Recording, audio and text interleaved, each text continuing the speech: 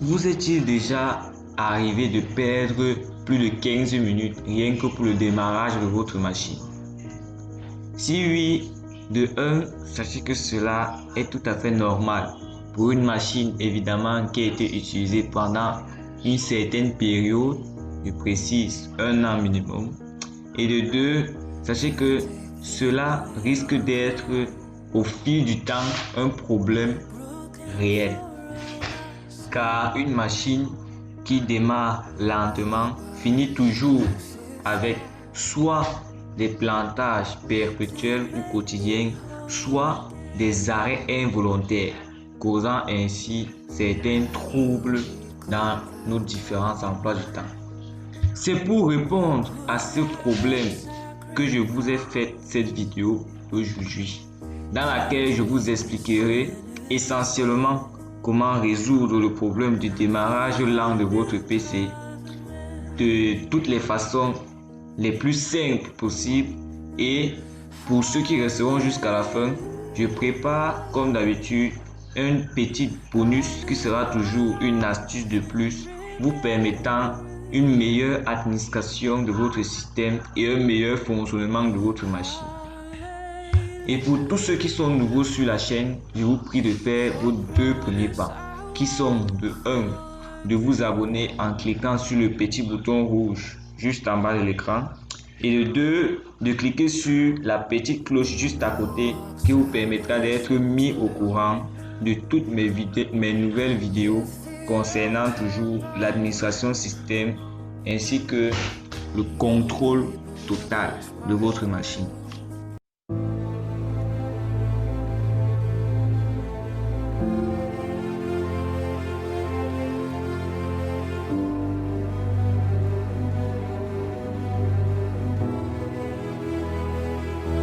Premiumbeat.com.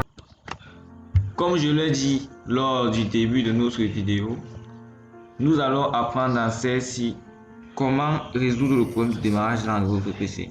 Pour ce faire, nous allons aller d'abord dans la barre de recherche Windows et rechercher l'élément outils d'administration Windows. Celui-ci nous permettra d'avoir accès à un outil, à un logiciel qui nous donnera la main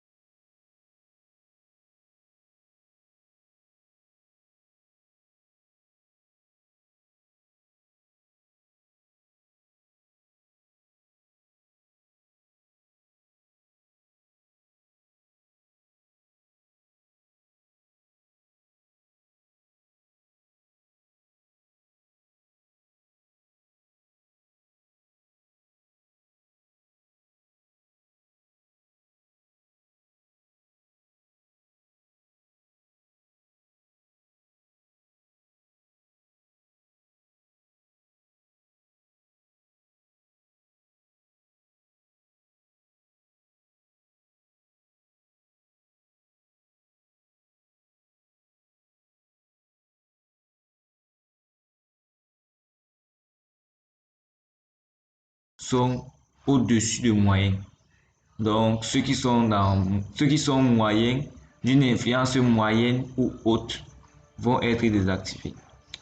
Évidemment, ici, nous avons 4 colonnes, le nom, l'éditeur, le statut et l'impact du processeur, le degré d'impact du processeur et de l'activité du disque. Dans le statut, on peut voir quel programme est activé ou désactivé. Au niveau de l'éditeur, on met évidemment le nom de la société permettant